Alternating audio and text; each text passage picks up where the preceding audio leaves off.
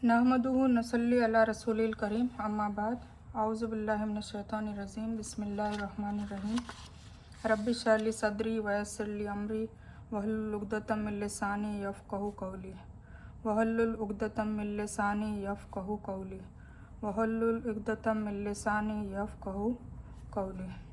अस्सलामु अलैकुम व रहमतुल्लाहि व बरकातहू। तो आज हम रोज़ाना की तरह जो मैं लिस्ट बनाकर देती हूँ आपको 10 क्राइटेरियाज़ या 10 पॉइंट्स मान लो वो जो देती हूँ, आज वैसे मैं नहीं दे रही हूँ।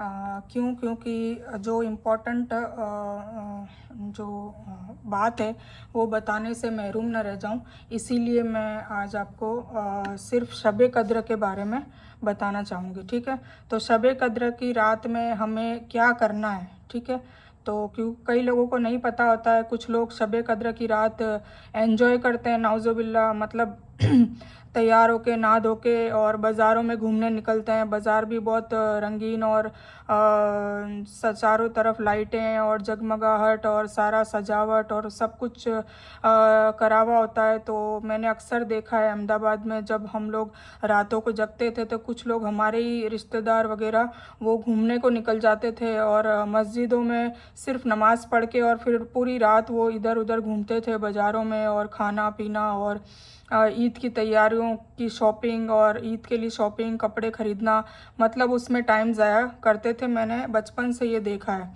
इसी के हवाले से मैं अभी बता रही हूँ कि ये जो रात है शब कद्र की रात है, इंशाल्लाह आप जो 3 वीडियोज़ है वो अगर देखेंगे सब्र और इत्मीनान से तो आपको पता चलेगा कि ये ऐसी रात है कि जिसके कारण वर्कशॉप में हर बंदा जुड़ा था।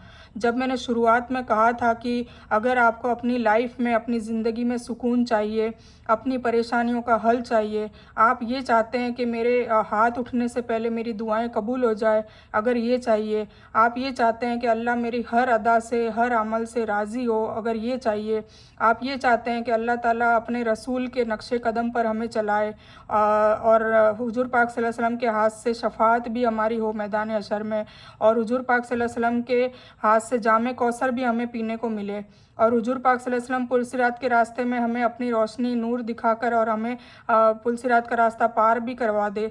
मतलब मैदान हशर में जो जहन्नम की जिल्लत सहनी पड़ेगी उससे निजात मिल जाए अल्हम्दुलिल्लाह, और आलम आखिरत और आलम बरज़ख जो कब्र का है उसका भी हिसाब किताब ना हो और हम सुकून की चैन की नींद सोते रहें क़यामत तक इंशाअल्लाह। और जो हमने ज़िंदगी जो हम गुजार रहे हैं, मौत से पहले वाली ज़िंदगी जो अभी हम गुजार रहे हैं दुनिया में, हयाती ज़िंदगी, उसमें भी हमारी परेशानियां और मुश्किलात का हल हमें मिल जाए और हमारी लाइफ सुकून से गुज़रे, और सुकून से गुज़रने के बाद भी अल्लाह हमसे राज़ी हो। तो यही मकसद था इस वर्कशॉप को चालू करने का। और जब मैंने ये हवाला दिया तो अल्हम्दुलिल्लाह काफ़ी लेडीज़ जुड़ी है और अल्हम्दुलिल्लाह 100% लोग इसको फॉलो भी कर रहे हैं। तो अब आइए, हमने जो 20 दिन में जो कोशिशें करी हैं, सब ने अपने अपने लेवल से कोशिश अल्हम्दुलिल्लाह करी होगी, मुझे उम्मीद है, और सब ने जानने की कोशिश करी होगी, और जितना इल्म अभी तक उनको मिल चुका है और पहले भी उनको बहुत कुछ इल्म पहले भी होगा, मैं ऐसा नहीं कह रही कि मेरे वर्कशॉप के बाद ही उन्हें इल्म मिला है, तो पहले भी होगा, पर इंशाल्लाह मुझे ये उम्मीद है कि उनको जो अलग से जो थोड़ा बहुत भी कुछ भी अलग से जानने को कुछ ना कुछ तो मेरी वजह से वर्कशॉप में मेरी कोशिशों से मिला होगा, मुझे ये उम्मीद है। ठीक है, और उससे नफ़ा भी उनको हासिल हुआ होगा। तो आज से मतलब 20वां रोज़ा है, तो आज की रात से इंशाल्लाह ये इनाम की रात है। मतलब हमने मेहनतें कर ली, हमने अल्लाह को राज़ी करने की कोशिशें कर ली, और ये हर रमज़ान की 10 रात के अंदर ये इनाम की रात अल्लाह ताला देता है, जो हमें अल्लाह ताला ने सबसे बेहतरीन तोहफ़े के रूप में ये शब कद्र की रात हमें दी है। तो पहले हमें समझने की ज़रूरत है कि शब कद्र की रात इतनी इम्पोर्टेंट क्यों है। तो इतनी इम्पोर्टेंट इसलिए है कि मैंने पिछली बार भी जब कुरान शरीफ में ये सूरह कद्र जब मैंने उसका तर्जुमा बयान किया था तो उसमें बता दिया था, जो तर्जुमे में लिखा हुआ है, कि ये रात इम्पोर्टेंट 2 वजहों से है। एक तो ये कि ये हमें 83 साल अमूमन बेस, मतलब अगर हम कमर और अगदब और सोलर सिस्टम, मतलब ल्यूनर और सोलर सिस्टम दोनों से अगर काउंटिंग करें 1000 महीनों की, तो ऑन एन एवरेज 82 से 83 साल की इबादत का हमें सवाब मिलता है। सबसे बड़ा तो ये पहलू है, पहला पॉइंट तो ये है कि हमारी क्या पता कितनी उम्र है, और ऑन एन एवरेज जो उम्र है वो 65 साल से 70 साल की अभी इस उम्मत में अभी जो वक्त चल रहा है, क्योंकि हजरत आदम अलैहिस्सलाम के ज़माने में 1000 साल की उम्र थी, फिर धीरे धीरे धीरे कम होती गई, और आखिरी उम्मत में हम जैसे आए हैं तो हमारी 100 साल 150 साल भी लाखों करोड़ों में एक दो बंदे होते हैं, और 100-90 तक भी काफ़ी मतलब कम होते हैं। अधिकतर एज में यही 70-80, और इसमें इंसान अल्लाह को प्यारा हो जाता है, उसका इंतकाल हो जाता है। ठीक है, तो सोचिए कितनी बड़ी बात है कि हमने अगर खुदा न खास्ता हमने अपनी जाहिलियत के दौर में या मसरूफ़ियत में, और मैं तो यही कहूँगी कि जाहिलियत में, क्योंकि मसरूफ़ियत वगैरह कुछ नहीं होती, जब जाहिलियत होती है तब अल्लाह से करीब हम नहीं होते हैं और हमें अहमियत नहीं होती है, हमारे में ईमान कमज़ोर होता है, और ईमान जब कमज़ोर होता है तब यकीन भी कमज़ोर होता है कि जन्नत और दोज़ख है भी कि नहीं, और कुछ लोगों को इल्म भी नहीं होता है एक्चुअली। तो कुछ भी कह लें, तो हमें ये पहले मतलब जो पास्ट में गुजर गया वो अब हम ला नहीं सकते, वो हम वापस वो वक्त तो वापस रिपीट कर नहीं सकते, वो किसी के हाथ में नहीं है। पर अल्लाह ताला ने ये तोहफ़ा दे दिया हमें, तो इसमें हम क्या कर सकते हैं, जो भी हमने कबीरा सगीरा गुनाह जो भी हमने कर लिए हैं, जानबूझकर किए हैं या अनजाने में किए हैं या छिपकर किए हैं या एलानिया किए हैं, या हमारी कोताहियाँ और गुनाहों को देखकर कोई औरों ने भी उसको फॉलो किया है, तो वो भी मल्टीपल लेवल का गुनाह हमारे सर आ रहा है, या फिर हमने कोई छुपकर गुनाह किए हैं जो सिर्फ़ और अल्लाह को और हमें ही पता है और किसी को नहीं पता, और हमारी इमेज लोगों के सामने अच्छी जाहिर हो रही है क्योंकि लोग तो जाहिर देखते हैं। तो कैसा भी गुनाह हो, कैसी भी हमने कुछ भी कोताही कर ली है, तो ये जो रात है इस रात में हम अल्लाह ताला को राज़ी कर सकते हैं, रो रो के राज़ी करना है, मग़फ़िरत मांगनी है, अपनी माफ़ियाँ तलब करनी है, और इंशाअल्लाह अल्लाह हमारे आंसुओं को देखकर, हमारी गिड़गिड़ाहट देखकर, हमारी तड़प देखकर इंशाअल्लाह वो हमें इंशाअल्लाह उम्मीद है, क्योंकि अल्लाह ताला कहता है कि मैं रहमान हूँ, मुझसे गुमान अच्छा करो, तो हमारा गुमान ये है कि इंशाअल्लाह हमें माफ़ भी कर देता है। ठीक है, तो पहला तो ये है कि 82 से 83 साल की जो उम्र की जो इबादत है, जो हमें एक ही रात में मिल जाती है, तो सोचिए कि जो इबादत हमने टूटी फूटी करी है, या कभी हमने नमाज़ें नहीं भी पढ़ी, या कुछ एक ऐसा अरसा निकल गया कि हमने नमाज़ें पढ़ी नहीं है फिर हमने स्टार्ट करी है, रोज़े नहीं रखे फिर हमने स्टार्ट करे, हमने ज़कात भी तरीके से दी नहीं दी है, तो सारे जो भी कबीरा गुनाह है, या हमसे ज़िना हो चुका है आँखों से, या कैसे भी मतलब कैसे भी कबीरा गुनाह है, समुंदर के झाग के बराबर भी गुनाह है, तो वो अल्लाह ताला इस रात में माफ़ करने, क्योंकि देखिए अल्लाह ताला के कंट्रोल में सब है, और अल्लाह ताला इस दिन आमाल नामा भी अगले साल तक का आमाल नामा प्रिपेयर करता है, मतलब सारे जितने भी मखलूक के मतलब जितने भी इंसान हैं सभी के लिए वो आमाल नामा तैयार करता है।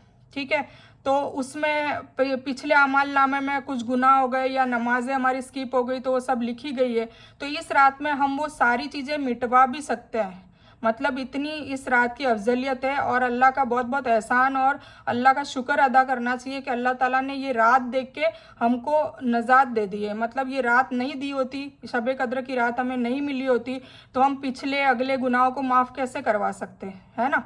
तो इसीलिए, और अल्लाह ताला खुद कहता है कि ये शब कदर की रात इसीलिए दी है कि मैं तुम्हारी नजात कर सकूं। ठीक है, और तौबा के दरवाजे सारे खुले हुए होते हैं, तो हमें खूब रो रो कर गिड़गिड़ा कर हमारी तौबा को, हमारे गुनाहों को बख्शवाना चाहिए। ठीक है, गुनाह बख्शवाएंगे तो जो हमारी दुआएं कबूल नहीं होने का कारण मैंने पहले भी बताया था, आज भी बता रही हूँ कि गुनाह ही होते हैं, हमारी बदकारियाँ होती है, हमारे बद आमाल होते हैं, हमारी कोताहियाँ होती है ना, तो उसकी वजह से अल्लाह ताला हमारी दुआओं को कबूल नहीं करता, हमारी इच्छाओं को पूरी नहीं करता। तो अगर हम अपनी आमालों को भी दुरुस्त करते रहें, और जो हमने ऑलरेडी पहले कर लिया है, जो गलत किया है, उसकी माफ़ी भी हम मांगे, तो इंशाल्लाह हमारा आमाल नामा साफ़ सुथरा हो जाएगा, और आने वाले टाइम का भी आमाल नामा जो अगले साल का होगा वो भी अल्लाह राज़ी होगा, तो अल्लाह उसमें अच्छा अच्छा लिखेगा, उसमें ना तो हमारी परेशानी डालेगा और नहीं, और हमें खुश रखेगा कि नहीं इस बंदे ने मुझे खुश कर दिया तो मैं उसको खुश करूँगा। ठीक है ना, क्योंकि हमारे वर्कशॉप का फॉर्मूला क्या था, मैं आपको याद दिला दूं कि ए मेरे बंदे, अगर तू जो भी चाहता है वो वैसा मैं करूं, तो पहले मैं जो चाहता हूं वैसा तू कर। ठीक है। तो हमें इस शब कद्र की रात को गंवाना नहीं है। आप लोगों से सबसे हाथ जोड़ के रिक्वेस्ट है, इवन जो पीरियड्स में भी है उनको भी मैं कह दूं कि वो जिक्र कर सकती है, ठीक है। वो मोबाइल से अपने ये कुरान को भी सुन सकती है, कुरान का तर्जुमा सुन सकती है। तो इस रात को गंवाएं नहीं। और मैंने 10 टिप्स लिखी है कि आप इस रात को कैसे पूरी रात को गुजारें, ठीक है। तो उससे आपको थोड़ी हेल्प मिल जाएगी, मदद मिल जाएगी कि आपको ये रात कैसे गुजारनी है, ताकि आप पूरी रात तक इसको जग भी सकें और आप अल्लाह को राज़ी भी कर सकें, ठीक है। और दूसरा ये कि अब हमें किसको कॉपी करना है, बार बार मैं एक ही बात बताती हूँ, वतीउल्लाह वतीउर रसूल। मतलब हम हुजूर पाक सल्लल्लाहु अलैहि वसल्लम की इताअत करेंगे तो हमने अल्लाह की इताअत ऑटोमेटिक कर ली।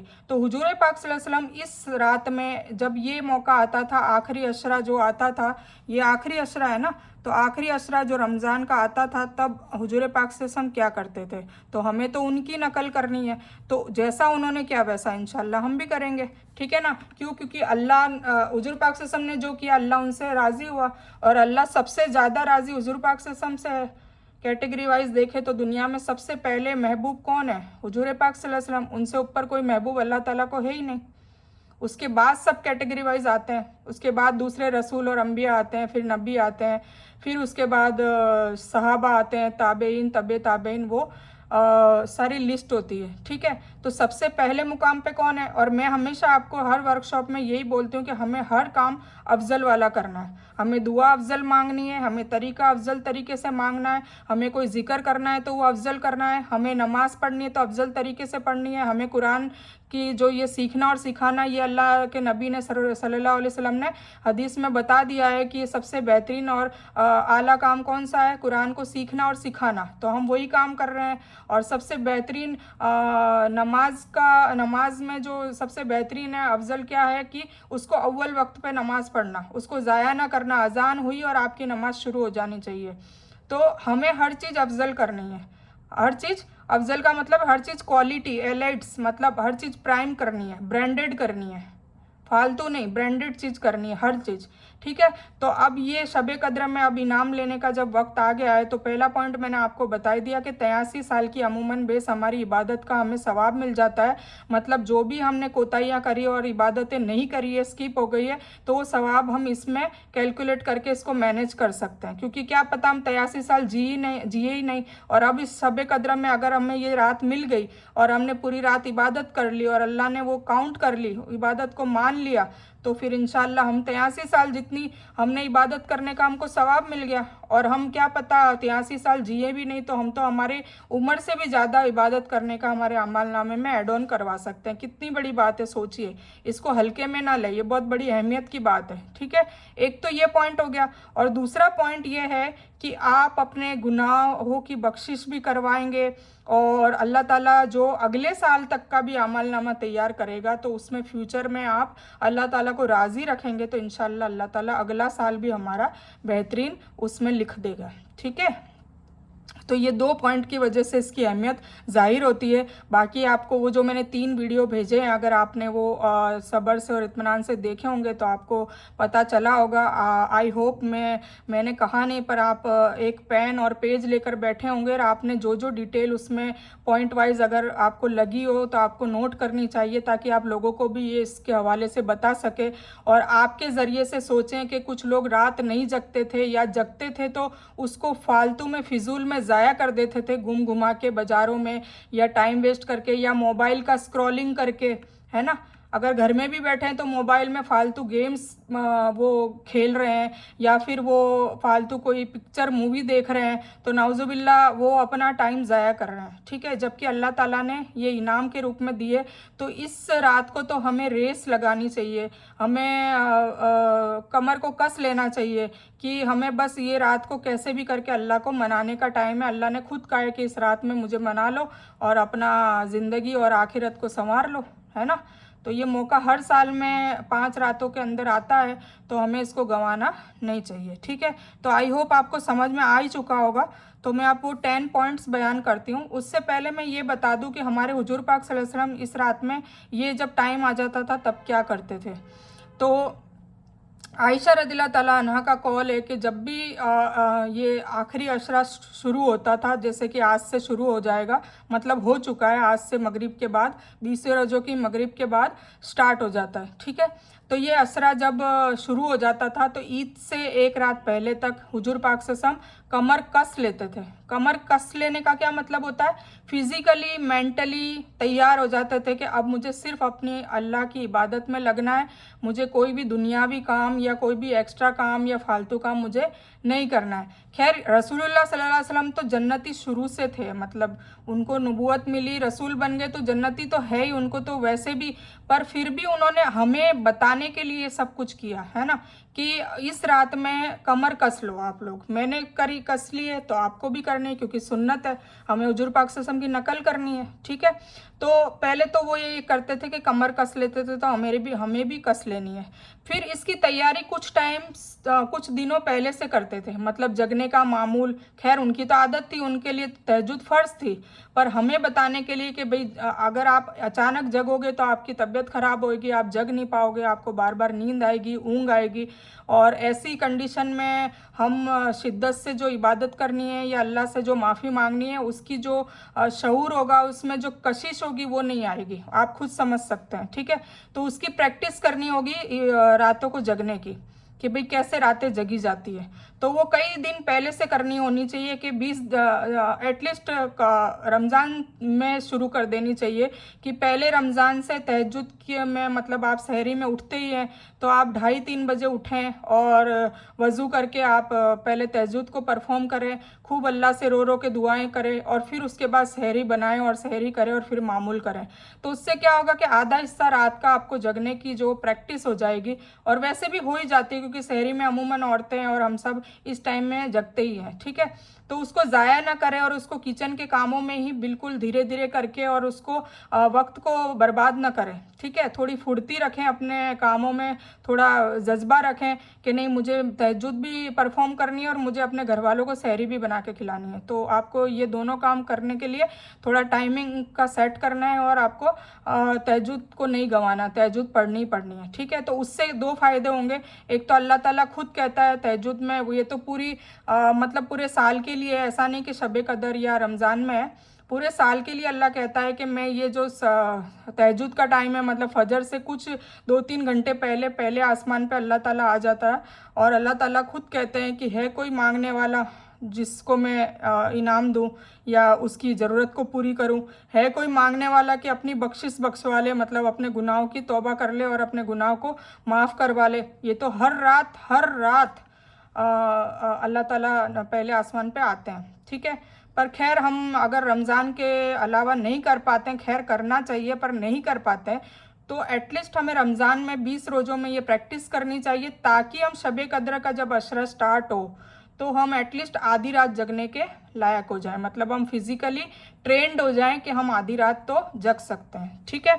तो ये मैंने आपको बता दिया। दूसरा एक चीज़ और बता रही थी कि हमें मेंटली भी प्रिपेयर होना है। फिज़िकली तो जैसे हम ऐसे प्रैक्टिस करेंगे, मेंटली भी प्रिपेयर होना है। उसके लिए हम क्या करें, तो उसके लिए मैं आपको सारी ये बता रही हूँ, तो इंशाल्लाह आपको इससे मदद मिलेगी, इससे हेल्प मिलेगी। और इसके अलावा भी मैं आपको खुला बोल रही हूँ कि अगर आपको किसी को भी, जो भी ये ग्रुप में है, उनको अगर रात को और डिटेल में या उनको कुछ कैसे उनको मदद चाहिए या कुछ भी मदद चाहिए, तो मुझे खुद अपने पर्सनली मुझे मैसेज करें, ऑडियो मैसेज करें, या फिर मुझे कॉल भी कर सकते हैं कि भाई मुझे थोड़ी हेल्प चाहिए, तो मैं कैसे जगूं, क्या करूं, मेरा ये टाइम टेबल है तो मुझे मैनेज करके दे। तो इंशाल्लाह आपकी बहन तैयार है, आपको इसमें भी हेल्प करेगी।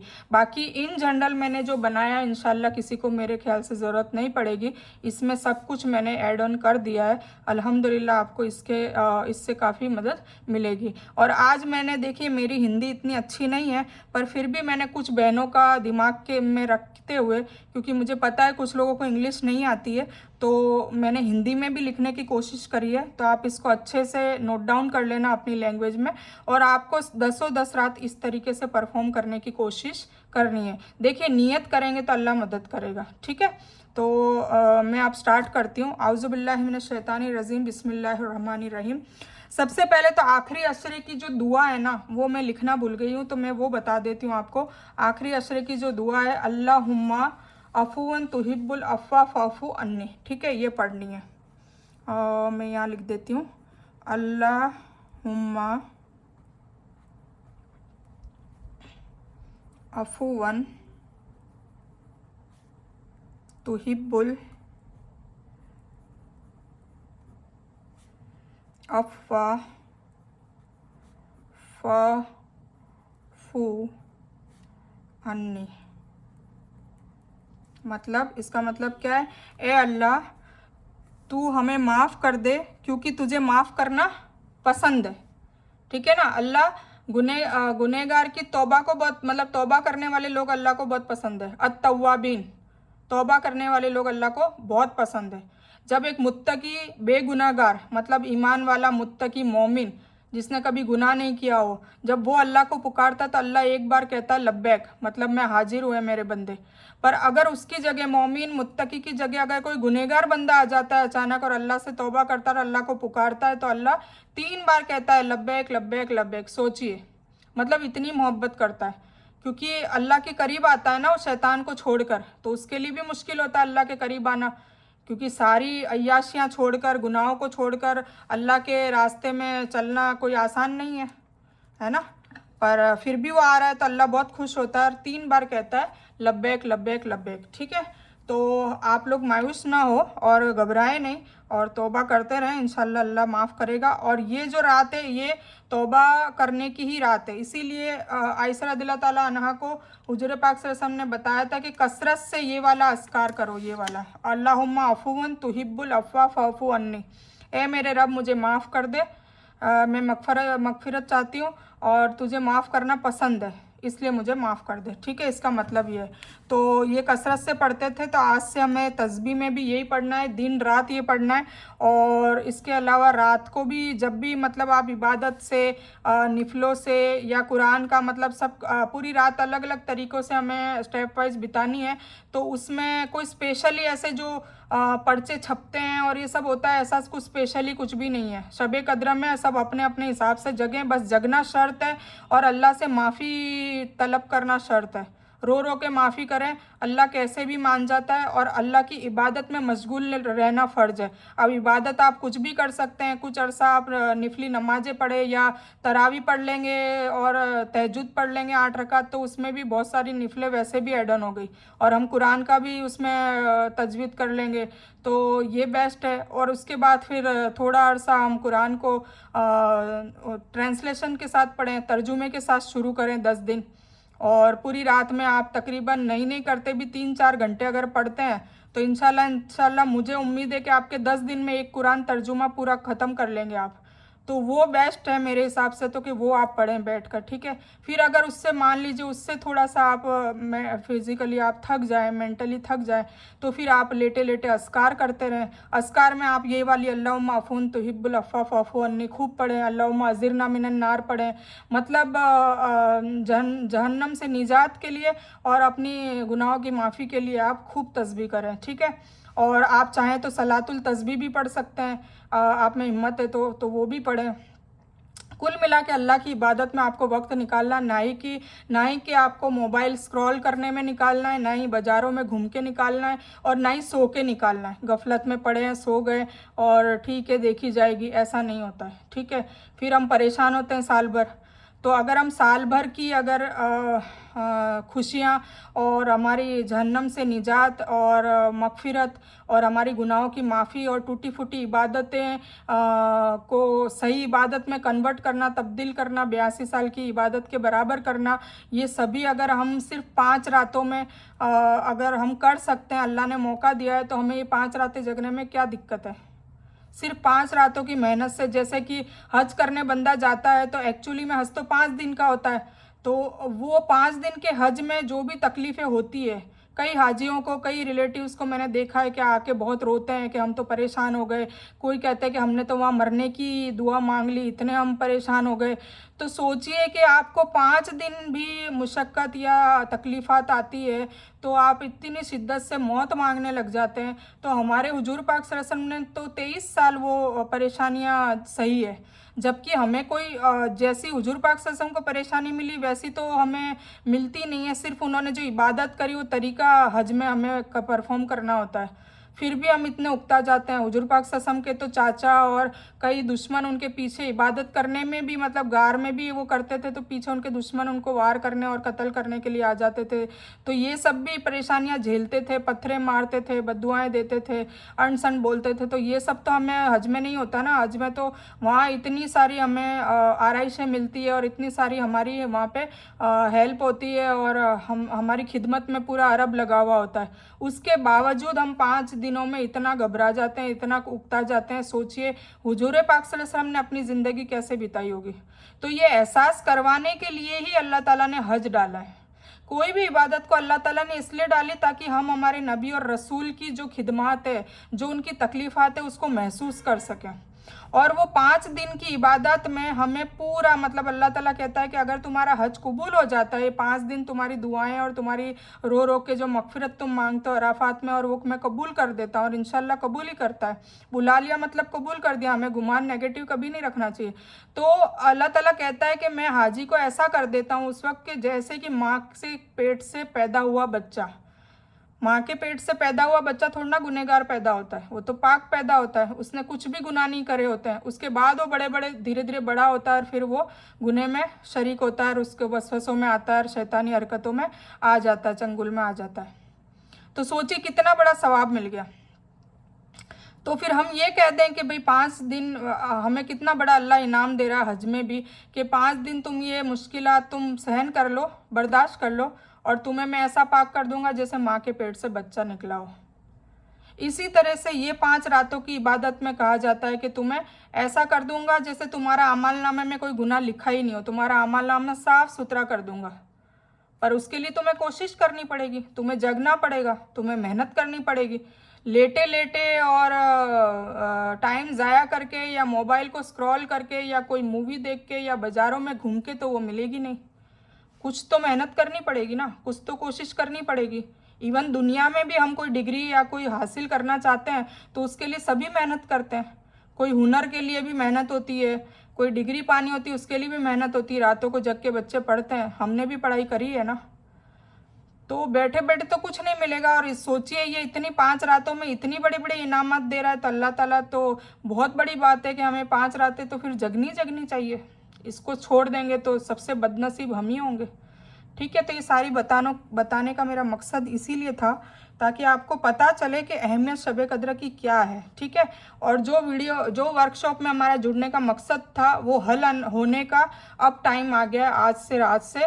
तो फिर प्लीज़ मैं रिक्वेस्ट करती हूँ कि कोई भी एटलीस्ट ईशा और फजर की नमाज ना छोड़ें और तहज्जुद को परफॉर्म करें और कुरान का कुछ हिस्सा जिक्र में कर लें, एटलीस्ट इतना करें। और लेटे लेटे भी नींद नहीं आ रही हो तब तक अल्लाहुम्मा अफ़ून तुहिब्बुल अफ़्वा फ़अफ़ू अन्नी की तस्बीह और अल्लाहुम्मा अज़िरना मिनन नार की तस्बीह खूब खूब कसरत से पढ़ें। अपने आँखों में आंसू लाने की कोशिश करें, अपने गुनाहों को याद करें और उसको याद कर कर के अपने आप पर मलामत करें, अपने आप पे पछतावा करें और अपने आप को अल्लाह के सामने बिल्कुल सजदे में, जैसे बच्चा रो रो कर कैसे अपने माँ को मनाने की कोशिश करता है वैसे अल्लाह को मनाएं, क्योंकि अल्लाह भी 70 माँओं से ज़्यादा हमें प्यार करता है। तो बेशक वो हमें माफ़ करेगा, हमारे अमालनामे को अच्छा साफ़ सुथरा कर देगा, गुनाहों से पाक कर देगा और आने वाला साल का भी हमारा अमालनामा में अच्छा रिस्क, बेहतरीन हमारे सारी खुशियाँ और सब कुछ, हमारी जो परेशानियाँ होगी तो उसका हल, ये सब कुछ इंशाल्लाह वो अच्छा कर देगा। ठीक है, तो चलो हम शुरू करते हैं। तो मैंने लिखी है कि 10 tips for the last 10 days of Ramzan, मतलब 10 खास अहकाम काम जो आखिरी 10 दिन रमज़ान के करने, मतलब आज की रात से। ठीक है, switch off social media and don't Surf the internet, मतलब अपना मोबाइल बंद रखें, जितना हो सके बंद रखें। अगर चालू भी करना है तो अगर आप कोई स्कॉलर का कोई वीडियो देखना चाह रहे हैं या कुरान की तफसीर आप खुद पढ़ना नहीं चाह रहे या आपके पास कुरान तर्जुमे वाला अभी नहीं है, आप खरीद और कोशिश करिए कि आप ख़रीद लें। ठीक है। पर चलो अभी आपको अभी अचानक पता चला है कि नहीं तर्जुमे वाला कुरान लेना चाहिए, कुरान को सीखना चाहिए, समझना बहुत ज़रूरी है, ये सब अब आपको पता चला है, तो कोई मायूस होने की ज़रूरत नहीं है।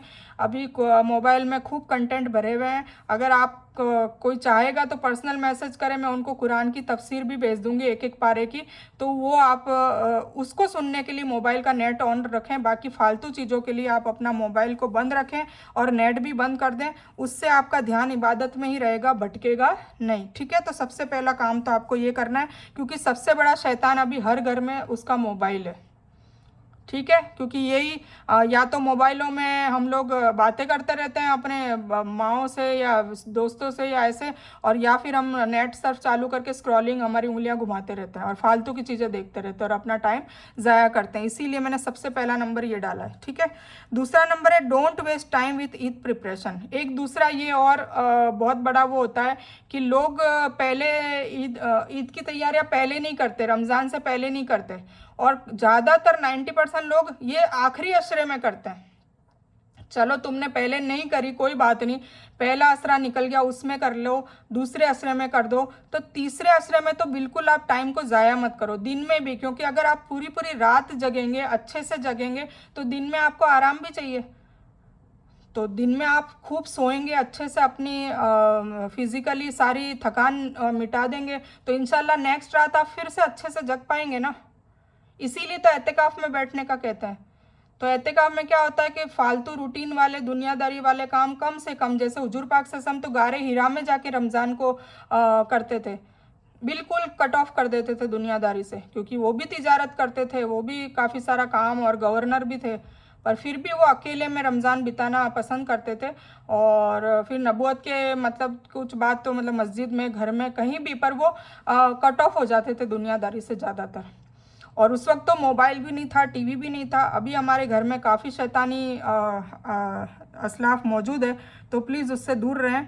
एटलीस्ट वैसे तो ज़िंदगी भर दूर ही रहना चाहिए टीवी वगैरह सबसे, पर फिर भी नहीं रह सकते तो एटलीस्ट रमज़ान में तो उससे दूर रहें, और लास्ट अशरे में तो फिर बिल्कुल ही दूर रहें। ठीक है, तो अपना वक्त ख़राब ना करें ईद की तैयारियों में। ईद की तैयारियां पहले ही कर लें, और नहीं भी हुई है तो छोड़ दे, क्या फ़र्क पड़ता है ईद में क्या करना है क्या नहीं करना है। अभी हम सबसे मेन हमारी जो मुसीबत है वो तो हमारी परेशानियां और वो ये सब है, तो उसको ज़ाया ना करें। ठीक है, फिर गिव सदका चैरिटी एवरीडे, रोज़ाना आप सदका निकालें, क्योंकि इसमें मैंने जैसे बताया है कि आपको 83 साल की उम्र का सवाब मिलता है, तो 83 साल का सदका करने का भी सवाब मिलेगा। ठीक है, तो चाहे 1 रुपया ही निकालें, पर निकालें, और अभी अभी पूरे सभी घर वालों की तरफ से भी निकालें, सिर्फ अपने लिए नहीं। ठीक है, पुश योरसेल्फ टू वर्शिप अल्लाह, अपने आप को शारीरिक और मानसिक तौर से इबादत के लिए तैयार कर लें। ठीक है, परफॉर्म एतिकाफ, अगर हो सके तो जो बुजुर्ग औरतें इस वर्कशॉप में हैं या कोई बच्चियां हैं जिनके ऊपर घर के कामों की जिम्मेदारियां नहीं है,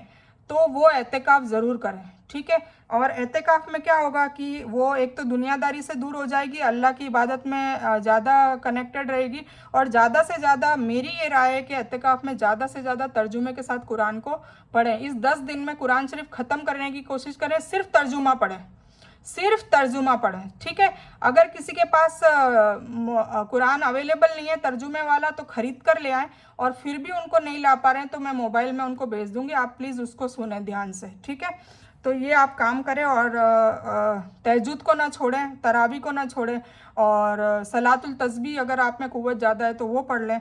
ठीक है, और अगर कुछ भी नहीं कर सकते हैं तो एटलीस्ट ये तस्बीह ज़रूर पढ़े, अल्लाहुम्मा अफ़ून तुहिब्बुल अफ़्व फ़अफ़ू अन्नी, और रो रो के अल्लाह से एकांत में बैठ के, अलग से बैठ के सजदे में रो रो के गिड़गिड़ा कर माफ़ी ज़रूर मांगे। ठीक है, परफॉर्म एटलीस्ट ईशा एंड फजर इन कॉन्ग्रीगेशन, ऐसे ये तो मतलब मर्दों के लिए है कि कम से कम सारी नमाज जमात के साथ ना अदा कर सके तो ईशा और फजर की नमाज जमात के साथ जिसने अदा कर ली उसको तहज्जुद का भी सवाब मिल जाता है और पूरी रात इबादत करने का भी सवाब मिल जाता है। ये ऑर्डिनरी डे के लिए भी ये हिकमत है। पर मैं औरतों को भी कहूँगी कि ईशा और फजर की नमाज अगर आप कर सको, पड़ोसियों को इकट्ठा कर सको तो जमात के साथ अदा करें।